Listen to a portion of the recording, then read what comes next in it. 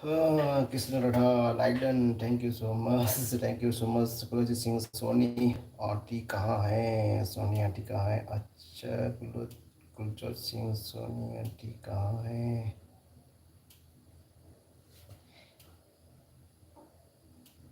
Soni aunty को जाना है शादी में. ओबम नागलैंड देवी थ्री लाइडन को. Okay sir, thank you so much. मैं अपना उठा के चढ़ी को. मैं वही उठा के चढ़ी गई थी लाइक मैं अपना को हजी आलू परोठा हो गया था बोले को. आलू का पराठा.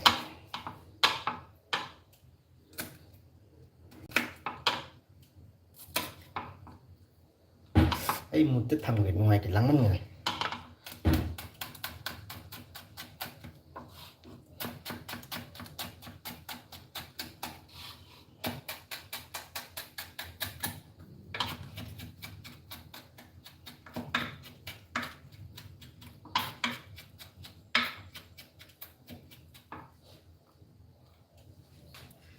मेरी तरह तुम भी कभी प्यार करके थे.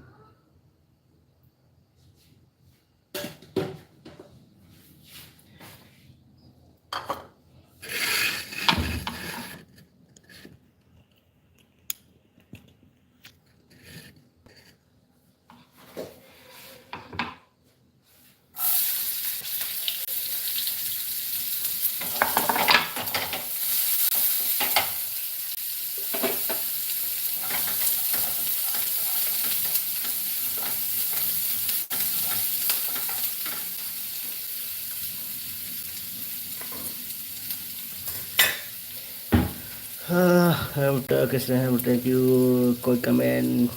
पानो ता देने है. अच्छा अच्छा ओके. रोहित कुमार अच्छा वेरी नाइस. दारबी दारबी नंगी Maroli tui pau cuci pat pai.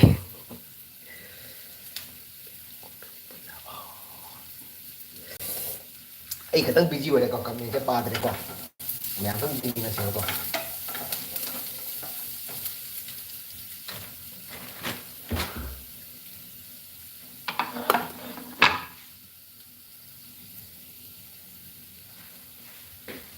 Kasi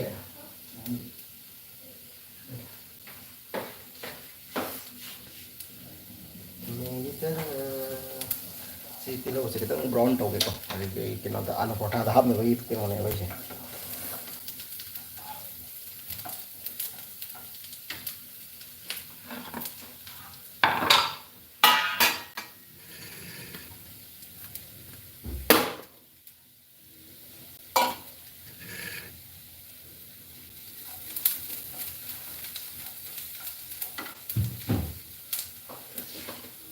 Si pendigom powder.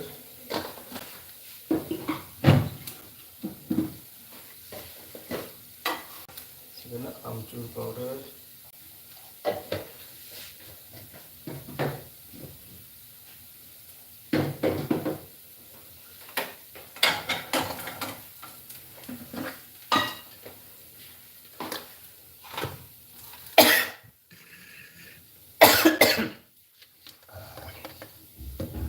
Thum.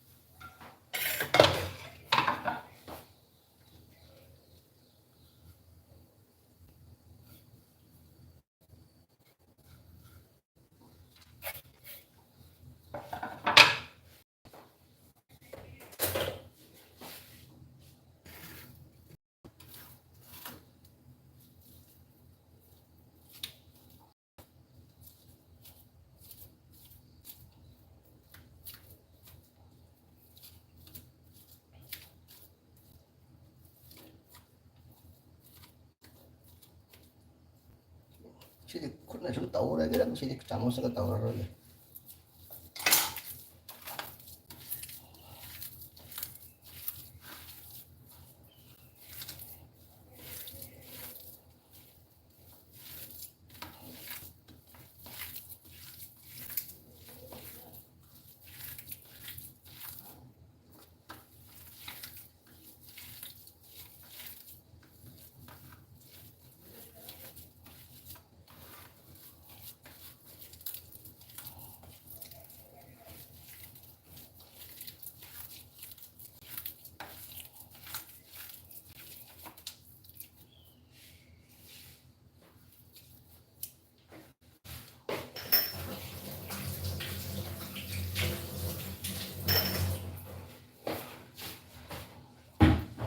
आलू पराठा में ना जितना सिंपल मसाला रखेंगे उतना टेस्टी होता है आलू पराठा के अंदर। इसीलिए सिंपल आलू पराठा में ज़्यादा मसाला स्पाइसी नहीं करना है, ज़्यादा गरम मसाला ये सब नहीं डालने का। ओनली फॉर धनिया, प्याज हो गया, ये सब ब्राउन करके डालना बस। हो गया, अभी ये रेडी हो गया।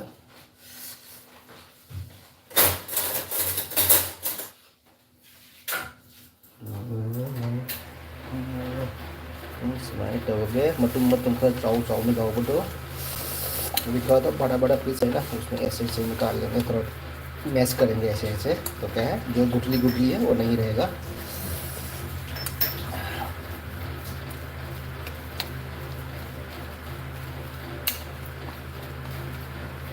बस हो गया, तो हो गया आलू पराठा का मसाला रेडी।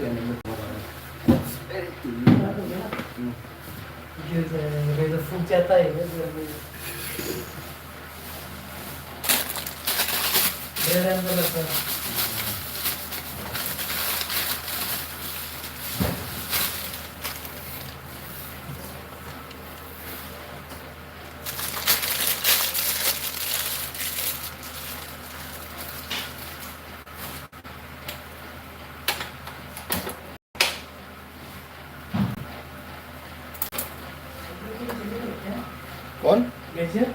हाँ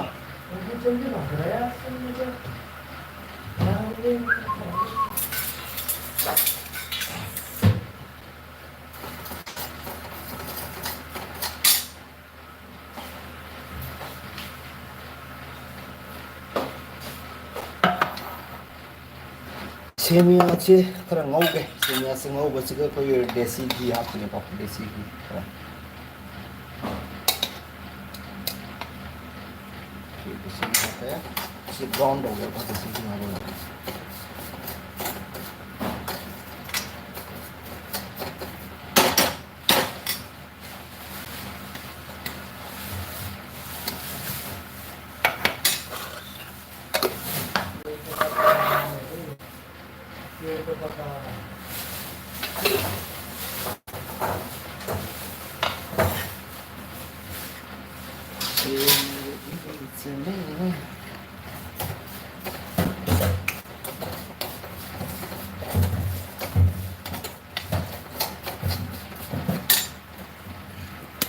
समय लग गया।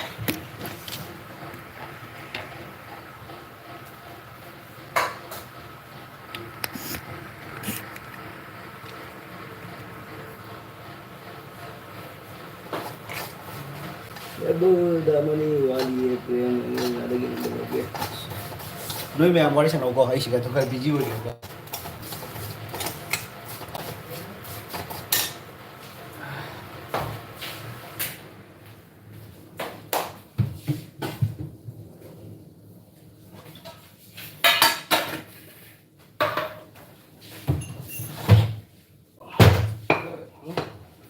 क्या नाम है? छोटा प्लेट है।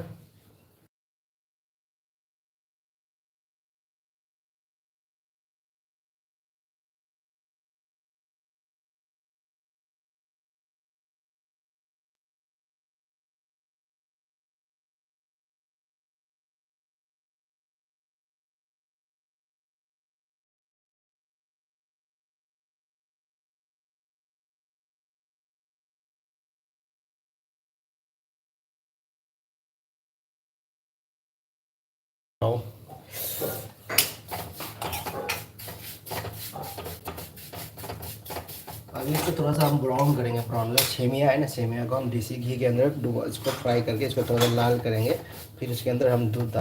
डालेंगे, फिर चीनी डालेंगे। तो बाकी कुछ नहीं, सिंपल सेमिया का खीर है।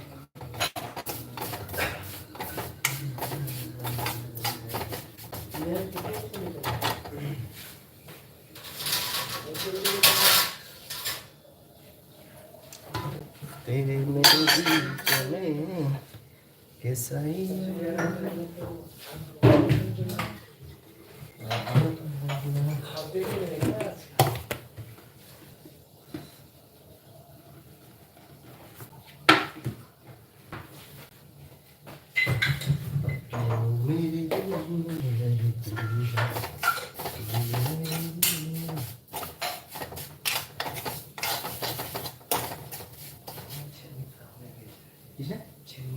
अच्छा ठीक है।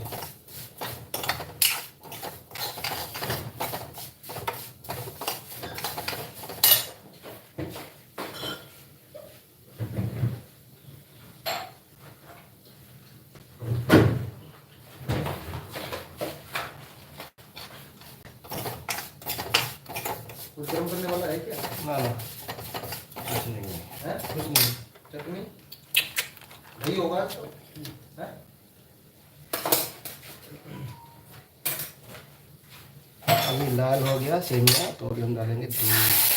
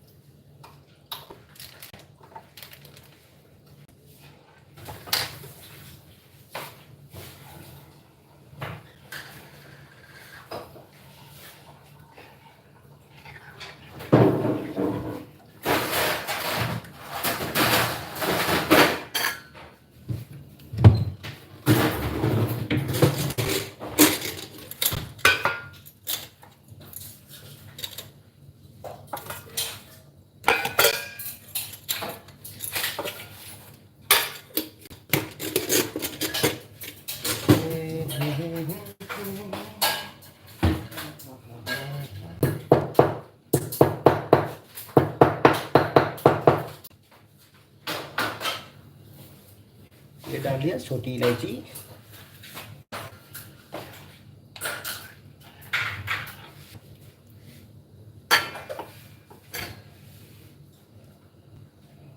रवि ब्रो आई इसे सके हो जी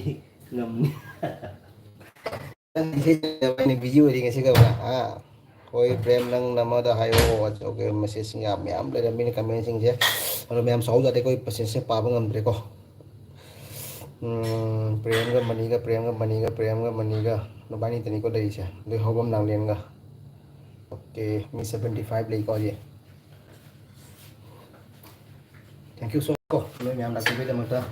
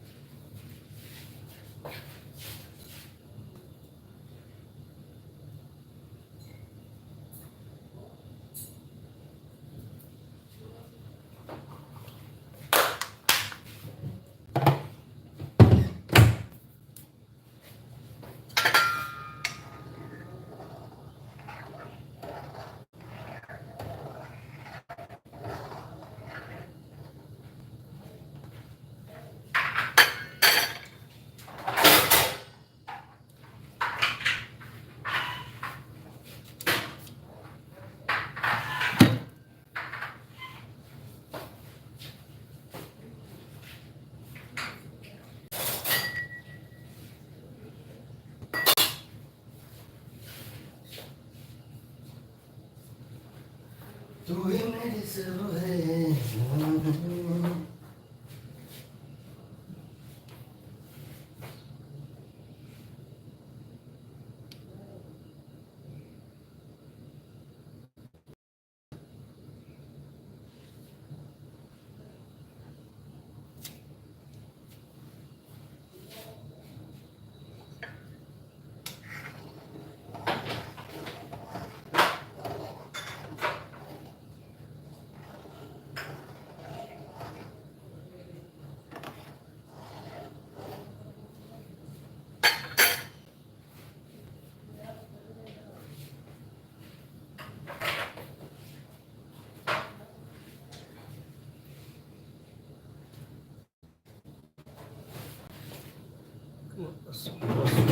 Kupado tali he bit kay yaw de nairi karino nahiri kayo no di na naman. Ay mi miyam lay ba ko doon na niya ba. Ito ko alam mati ba kanga na niya.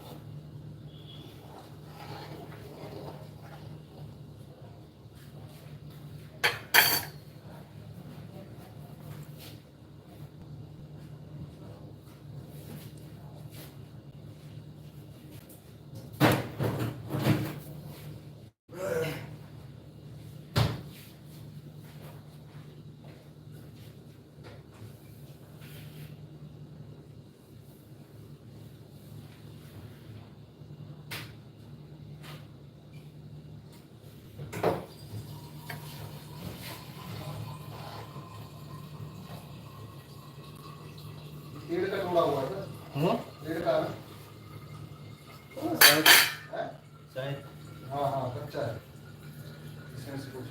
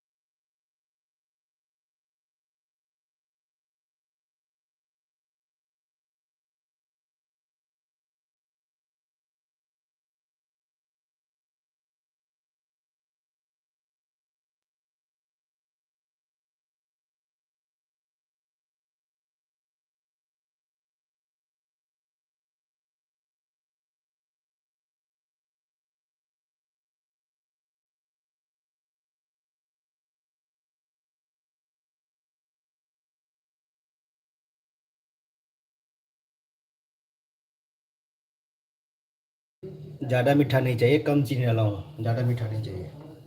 हल्की सी मीठा।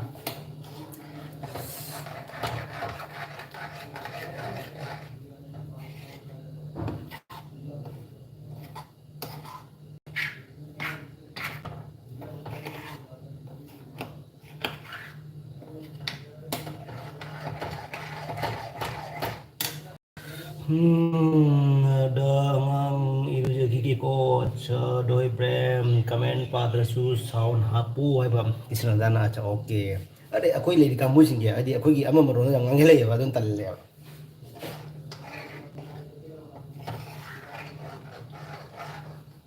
akoi maro ngang ngang ko akoi maro ne dia ma to adu talle ho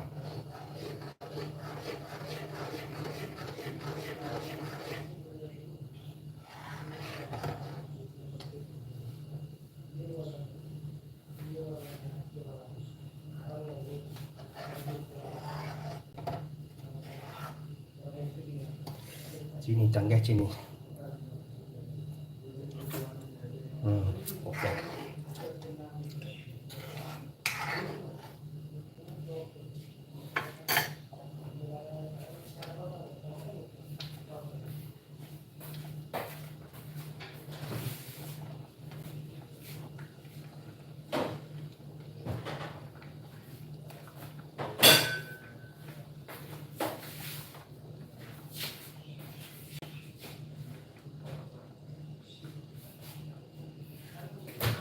तू ही मेरी सब है ngang anu ke tawag English maroon bu akoy maroon ne akoy maroon natte ba akoy gi maroon do akoy thabak tori ba thabo si maroon do adu do ngang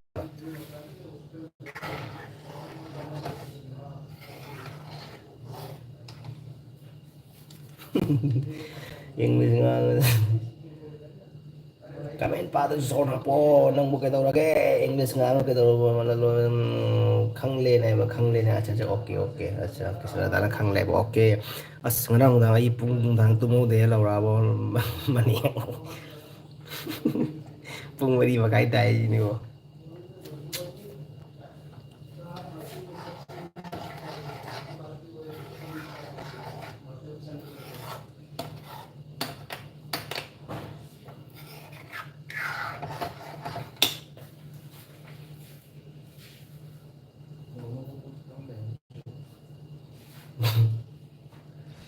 mấy à tôi hồi cho nên thấy loại bà con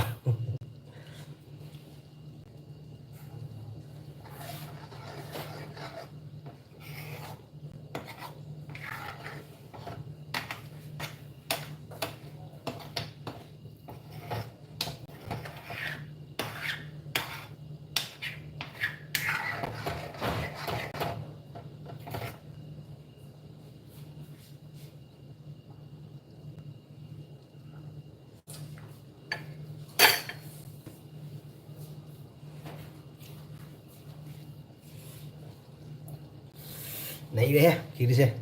để sĩ khi tàu nên này đấy mà nó nó xì để xa bây giờ đắm này rồi mà tôi xe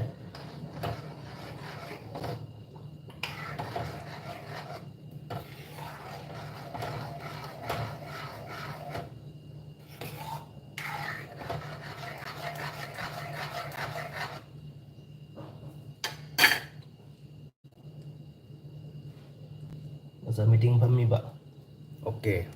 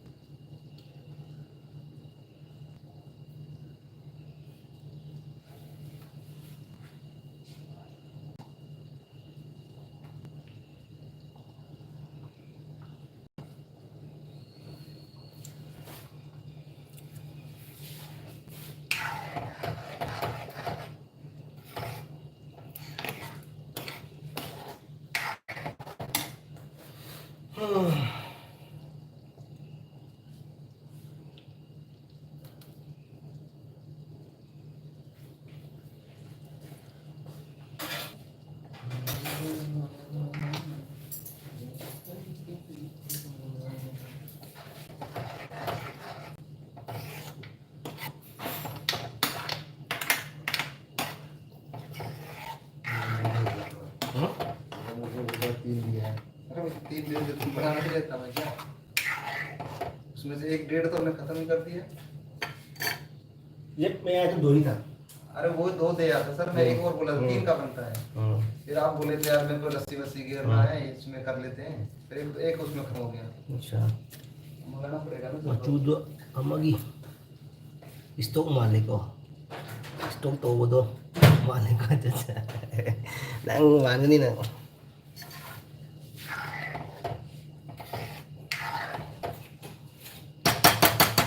Ore.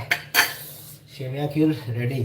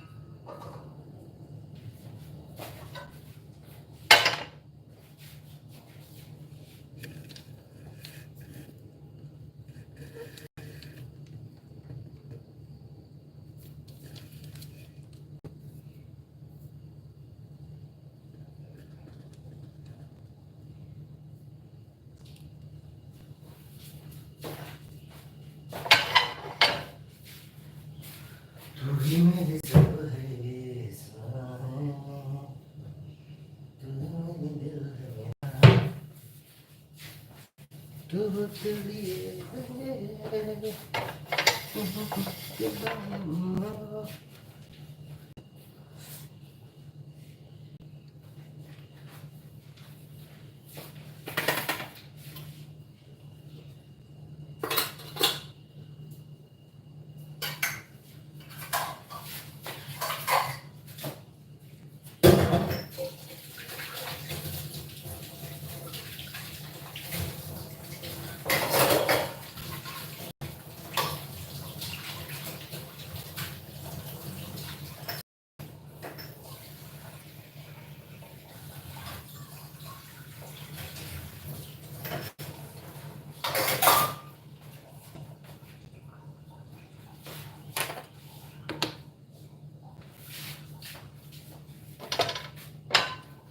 दाल निकाल ना सादा है, सादा खा। हैं? और simple आलू पराठा ही खाएंगे बस।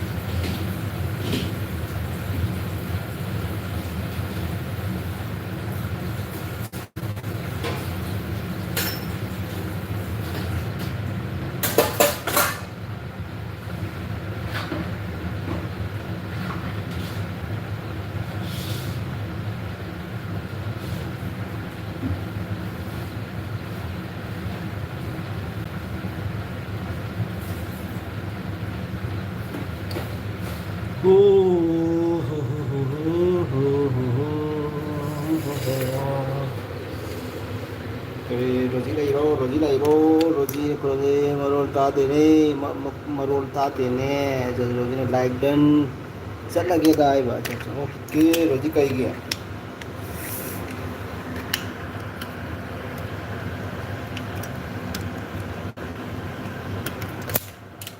एलवी मप्पू लेते पाए खरगे दा okay thank you so much रोजी ये भी तरह की बगी रोजी थाके चढ़िए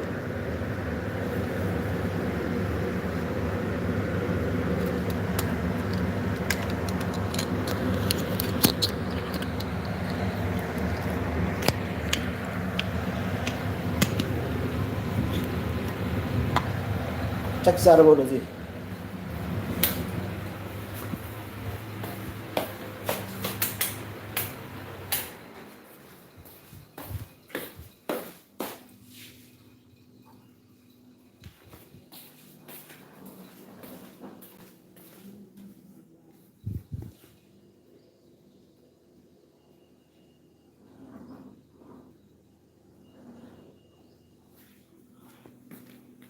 चार है जहाँ कोई रहेगा अच्छा ओके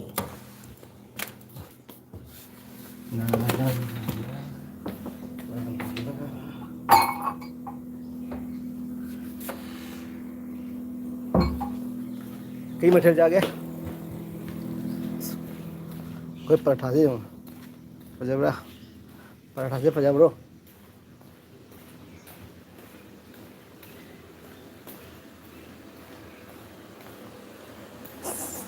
चलो आजा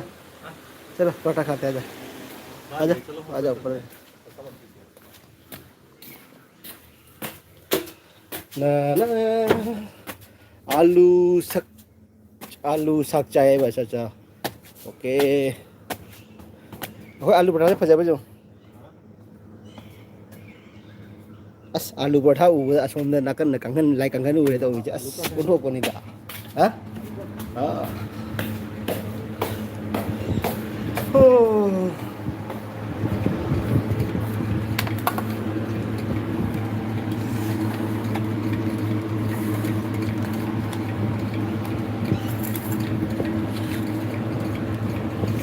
रोजी हाउ बना आलू साग तो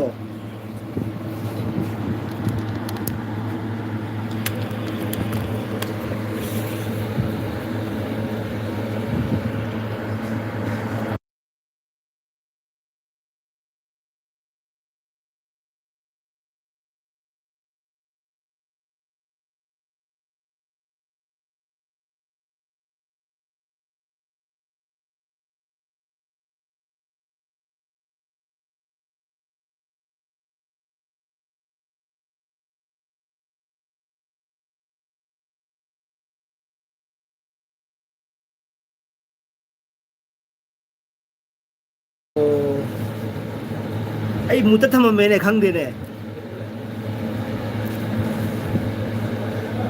ta la ba ji di ta la mani ko ai ngasai ngai mu ta lei da mu ta lei khang de di ma khol hap tre ne ba sa hap ba ji jo jaw ba jo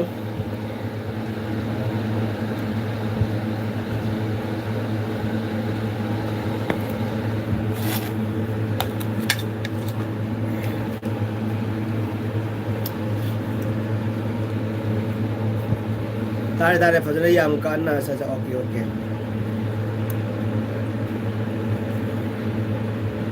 तो sir चला गया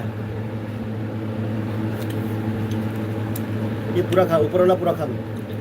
ये हम ये balloon balloon बाल लेंगे उसमें ये पूरा खा दो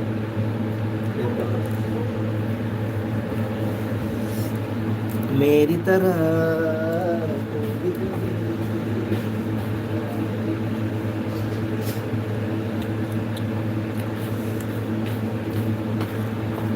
ngarang exercise to bro ni bro ngarang exercise to bro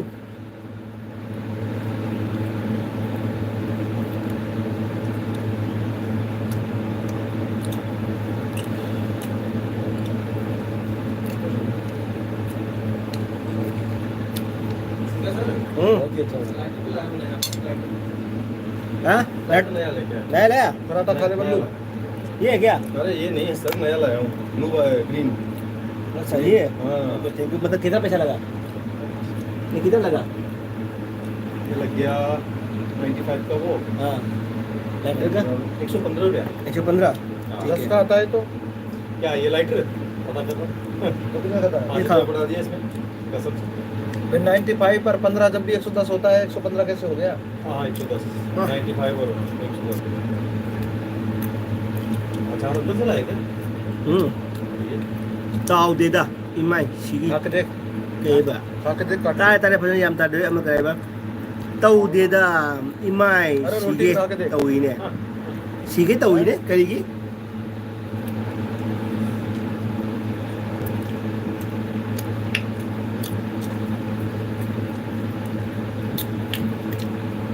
ये खा ले ये आप खाओ ना। मैं आधा खा लूंगा आधा खा लूंगा हो गया खा ले। कोई नहीं।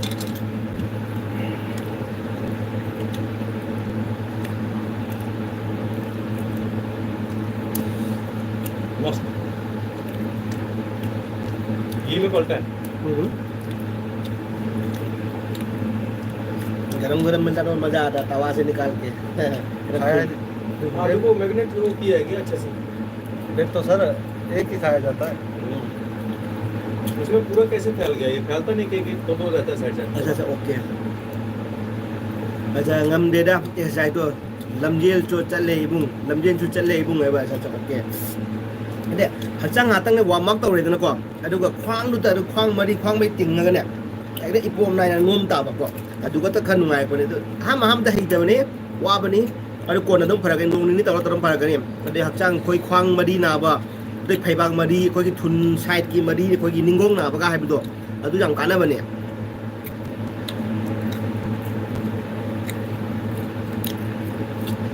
ai normal life này ai muốn tao cái exercise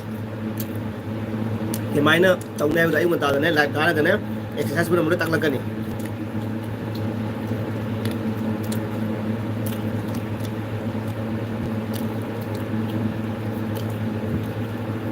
đây sao cái đấy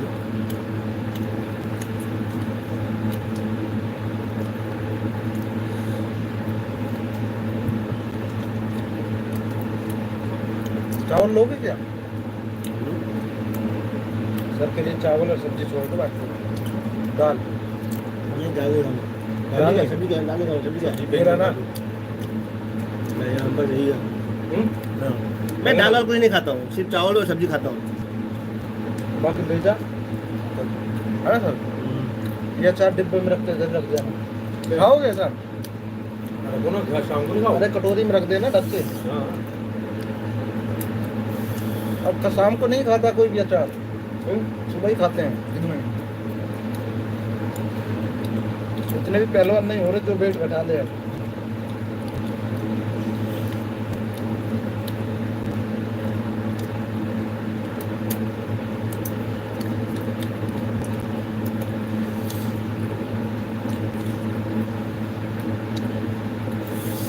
đúng ngày ôn thế này gì cái gì à thăm mà xin ta chắc là xin ta bay nơi xin ta nên bột tha rồi chúng ta bột tha chúng ta có bay đang ngày này chúng ta bột tha chúng ta nó lấy xài lên đúng thằng xài lên thằng ngày còn đang tum bột tha rồi đang tum một qua này cái nung thang rồi thiên thiên này bên này nó chỉ bột tha rồi này bột tha này cái bột tha rồi chắc là tụi cái tum này cái tum nó tụi cái đang friend sinh quay sang nó lấy sang nào đó ôn là đi lấy nó còn đang qua này đang ôn là lấy và ôn là đi lấy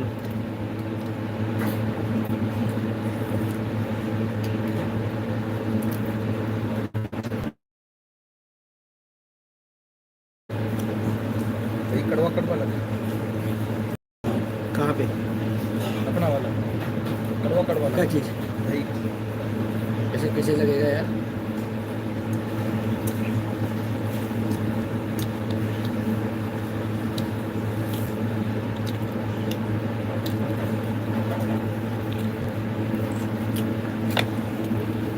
Mannu दही ले जाना तू घर भर के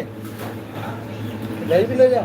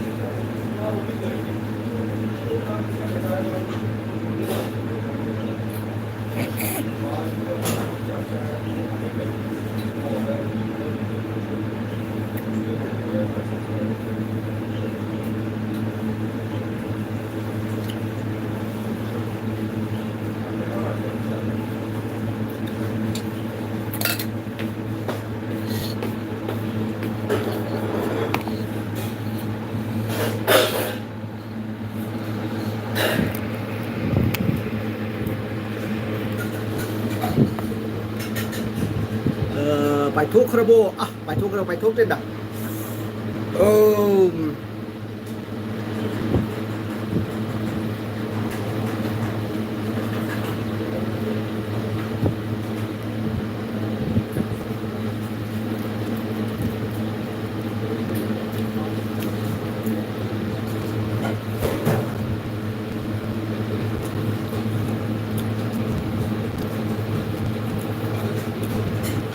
ngarang ehing tumna bodo ah adu ni ngarang tumna bodo kami mission na ai ni je nungai ta ngai de people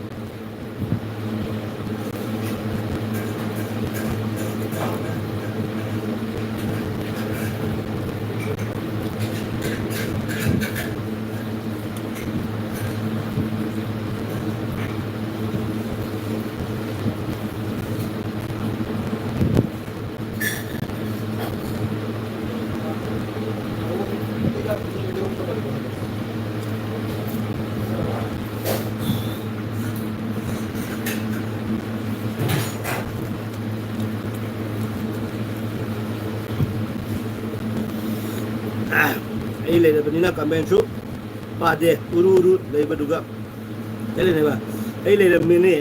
kamen su pa de uru le ba ai khangi na uye noi kamen do uye ba ko ai na pa ba do noi ta do sang le na do hing tung ge di hai da hing da maku sai dai la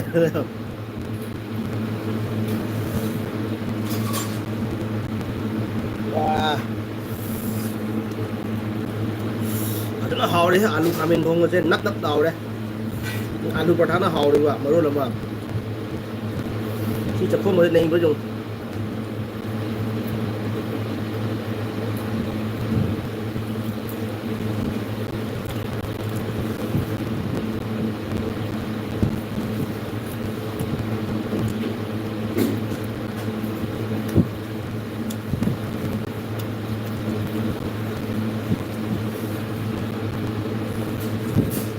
लेके आना शाम को क्या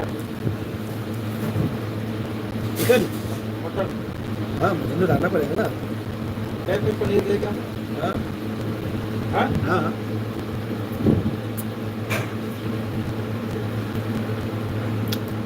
एक डब्बा बहुत आपके लिए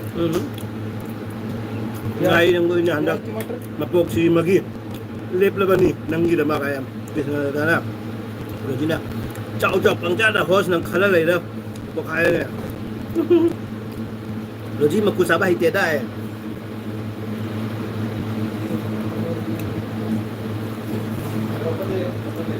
ले जा रहा है अपना है मेरा नहीं है हाँ? मेरा नहीं है अरे मेरा है घर दूंगा गीला पसीने से अरे धुलाई करके इधर ही फेंक दे नहीं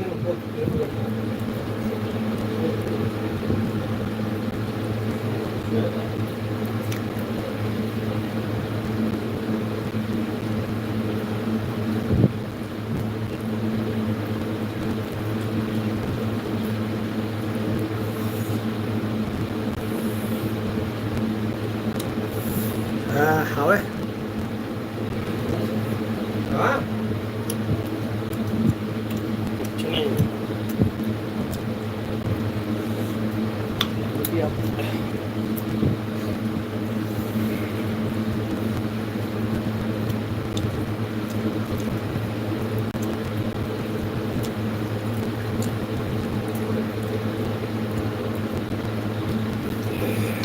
nuôi ni ngarang tum de hai tu dia tu ni ngarang tum de ko wai ni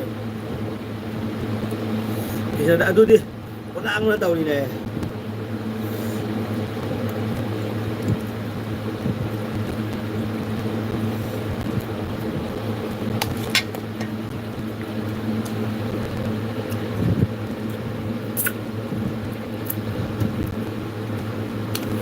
क्या चाहिए बेटा? हाँ वो रेड वाला मैट सा ये क्या है? मेट है मेरे जोगा का है, जोगा मेट है मेरा। अरे जोगा मैट फोम का ना? हाँ ये वाला कहाँ गया? इधर पहले था।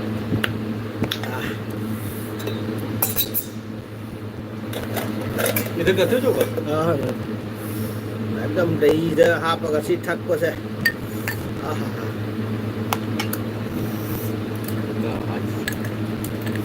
ai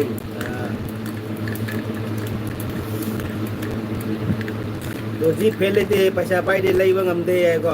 bro ai ngasi Facebook ta tak kari live mubang tawni ai ba sa tawni sa okay okay taw adu di karam tan pung kya do hai ro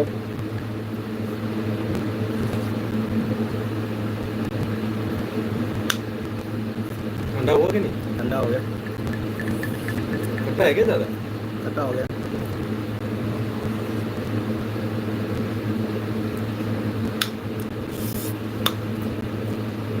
इस yang maleh taman itu sel pai de kai na ai jut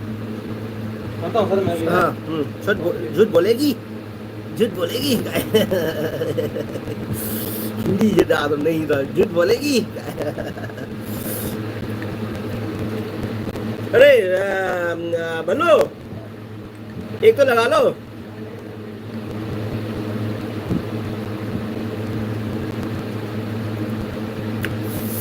नहीं रे बा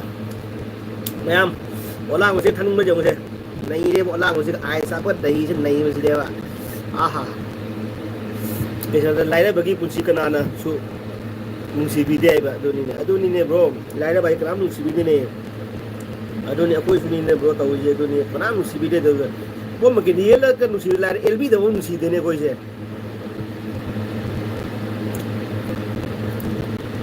ओ लकनु तल्ली को आइबा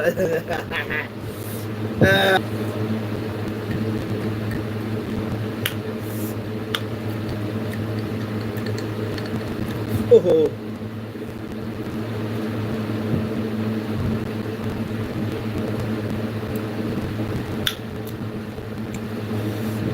इस yam माले को आए ना अदुनी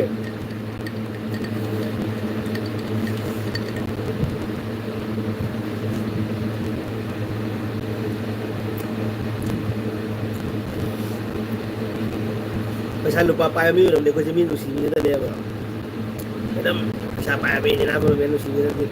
अदुनी ने वो पाया दिन है एलबी दबो तो मी उसी एलबी दबो तो लग भी दे कोई दिक्कत है नहीं रोजी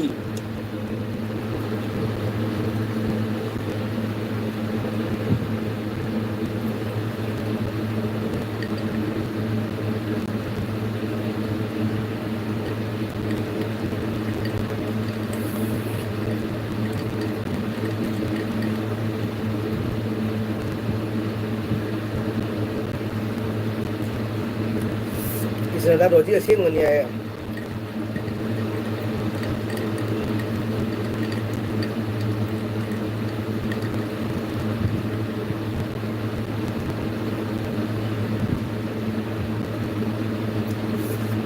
Lai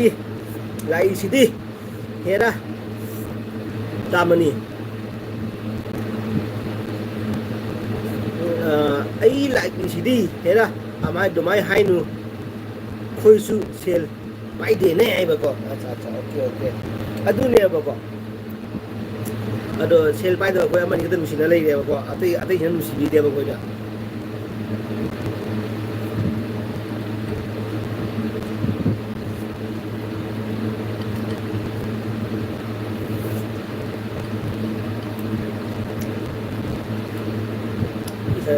sel pai da ba ko ital sana si ko oi oi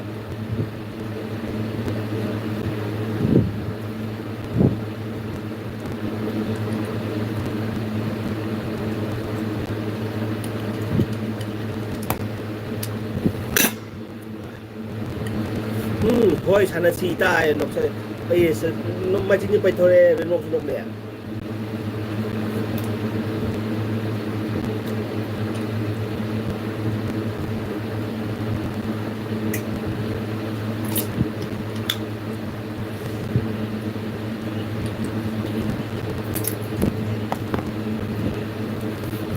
अरे यार मणिपुर अगी को हंड्रेड मुंगिन ने एलबी था बजे गुली जाम लाए को गुली दी लाए अदुगा अगी जंग ngасai जो uru lai gare ne dum reconnecting and try again lai gare ngасai dum aduna to phat ko lep lai ure kari no ngai mai to hek ngai mai to kai yo ngai ibu host dang sari duga sungcha noi di se kai yo ba ibu host dang sari duga sari duga sungcha sari duga sungcha ibu host dang sari duga sungcha noi di se kai gi noi ba ko asa ai noi dro as yang rao de noi de mo yang rao de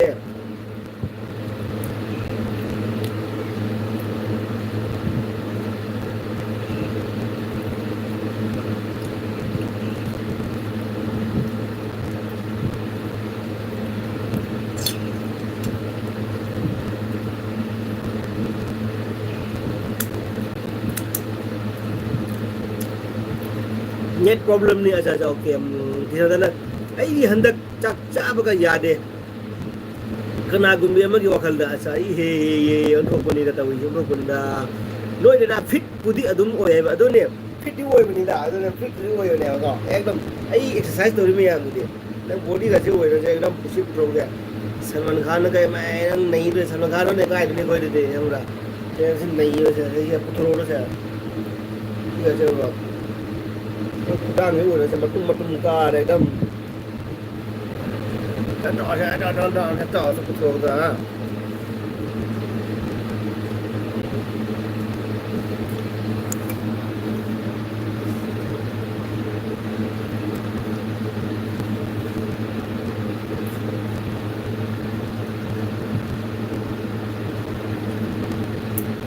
rồi gì nó kêu kia hay kêu kia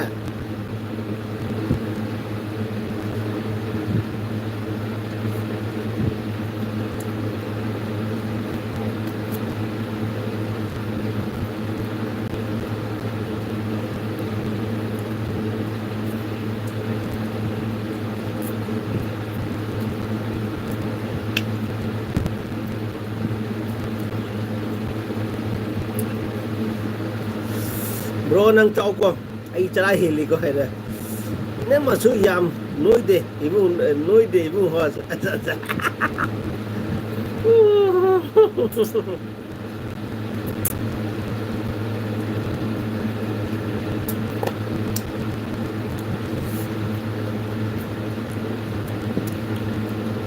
koi ne ma noi de cinema ke di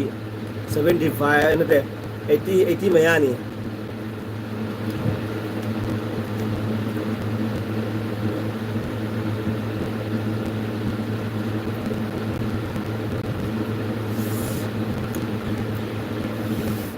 oh may chakar ne Rajendra Loitam KMC thank you so much Loitam Rajendra Loitam thank you so much egil bidala pibeda mokta thank you so much jo like to biramo amdang subscribe to biramo ko bro thank you thaga chari kom agi material di alu paratha ga achar ga dahi ga aduga gi chak ga alu khamen sabji thoma ga aduga hino ga adu moro tek pa ma ga moro te pani hum ga do brodi kai ja ga Rajendra Brody ke jaga Roji nang di kaya lungge Roji na kaya na kisah na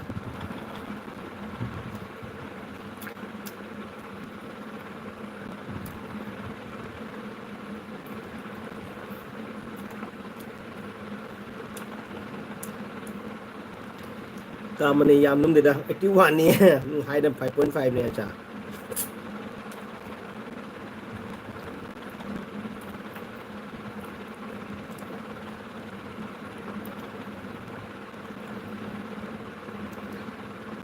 Rajendra cây lâm đến đây nói là cái goa đó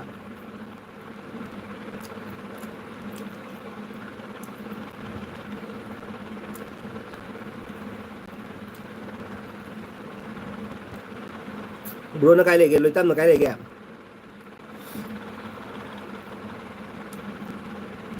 số đi đâu này hero ni sa đi hero oi bado wani he khang da odone Roji ne ka tampak ta pham ma de ba hero का mummy मना का कोरा कोरा ओने जुंगत कनी है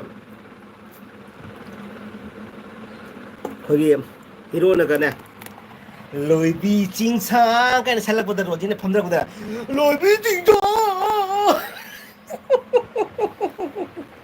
ओय ओय लोईबी चिंसा कने ओय ओय ओय ओय कने लोईबी चिंसा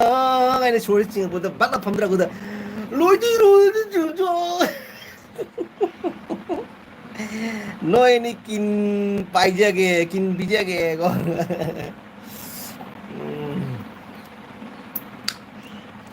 ta mani chohe lok se le ko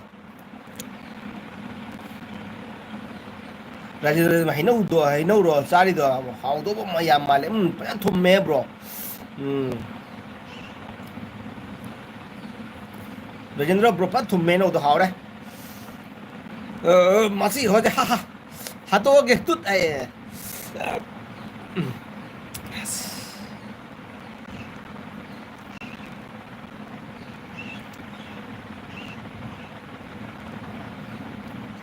Isay matang sakit ako ko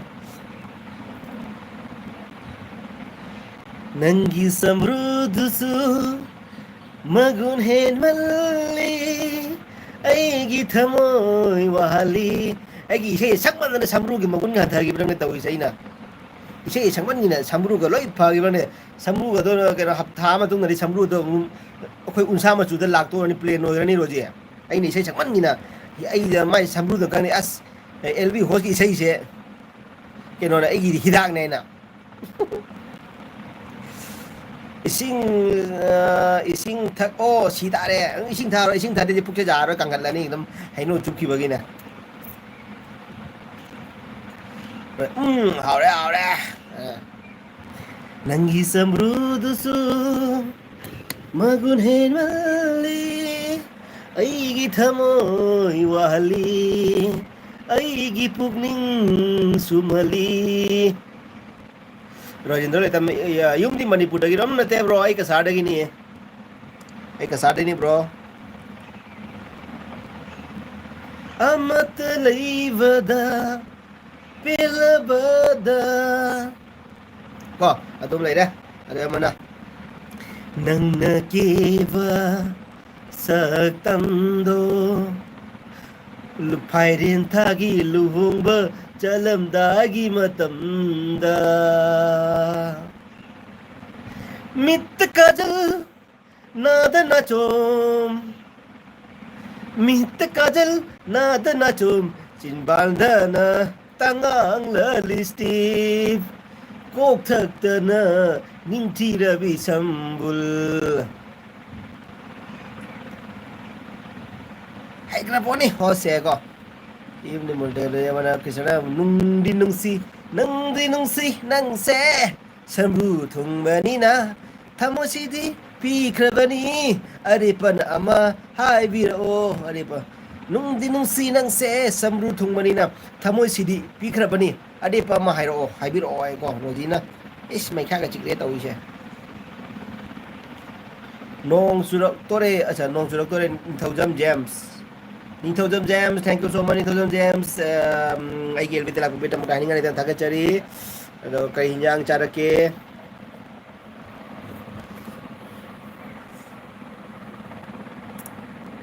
Ayun Goa da kari thabak to isay isu yam faye. Thank you so much.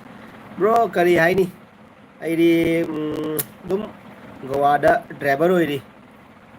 Auto thauri ko Goa da dum koy pedum auto stand da tara auto thauri.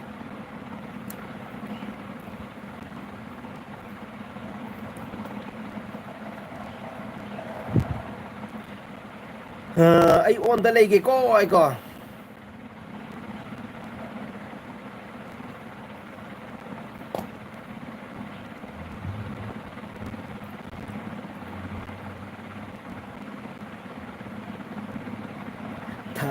tabla ga nung siva heli tamla ga nung siva heli tabla ga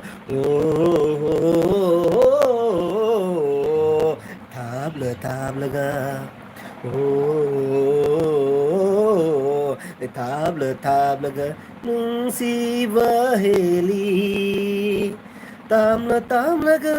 nung sing vơ heli family lối nó này bro lối lấy family chứ lấy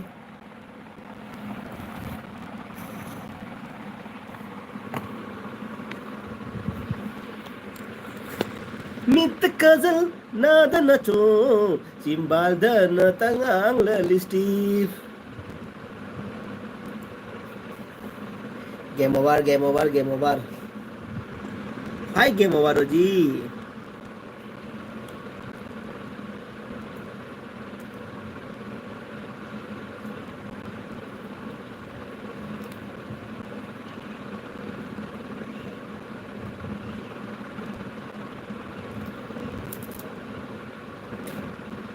nice singer thank you Rajendra Nathan thank you so much the like to be rabo bro like to be rabo subscribe to be rabo kisana comment pira oh ba comment pira oi ba nice song host thank you aina pamja bangang ore na saklam be single le ni kana be sene kau thu re du sei do anh làm phẩm đã bị xin này coi ngang rồi làm sắc bị xin này coi ấy hút nó gì nó sẽ quỳ sắc tầm nó sao là cái coi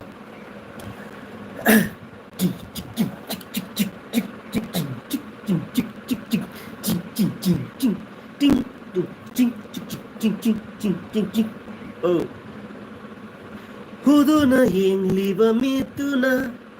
karigi amuk ningan nari lâu giờ không ai ghi thơ môi se thơ môi huran bi nang na ai na suk wan na i daga comment thadok lam le sa kana mo comment do ma ge ne kana jena na comment pa do kana ma comment ni gi ne family lo le le bro si pa ko sa nung si ru re hai nung si na re hai ra du na are pa le tra ba do talli kari gi no khang de karigino khangde ai nangbu ai do ai nangbu sukyam nungsi se asa ja okay nungsi se ina nungsi na re sorry yaar nungsi na re hairadu hai nungsi na re hairadu na are pa leita bado talli karigino khangde ai nangbu asukyam nungsi se nangdi nungsi nangse samru thungmanina nungdi nungsi nangse samru thungbani nai do nungdi nungsi nangse nasak khazavani na roji me ache kare Rajendra all family basi pare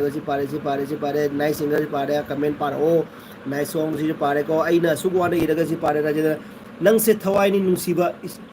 ite gi adu isei do saklo nang se thawai ni nungsiba ai tegi adugi sei do Rajendra bro ai loi nong da wap da ngai ko ai ni khambra ai se ngam metrum ni sei chambra khoi hana khoi na dum college ka high school tamina dum ta hoba sei sim do adu dine ai ne khara dum phajari se ko ana ono bo throb sei di pha ba jingam de ko ai sei jam pha ju pha de hegan de ko adugi ni nungai bro goa se sab as goa ri dum olos olangi dum sa sai aduni ingtham tha leite goa da ingtham tha matam da कोई कमोल सुबह के सम थाउ तादे आदा सुम hip तुनि normal weather ने सुम गवा देदे oolong थाना खितंग ओलांगे इंथम था मतंग खोइ नवंबर दिसंबर से असि जनुम खोगि दुम नॉर्मल वेदर अरे ओलांग थाना खितंग हिंगलकवा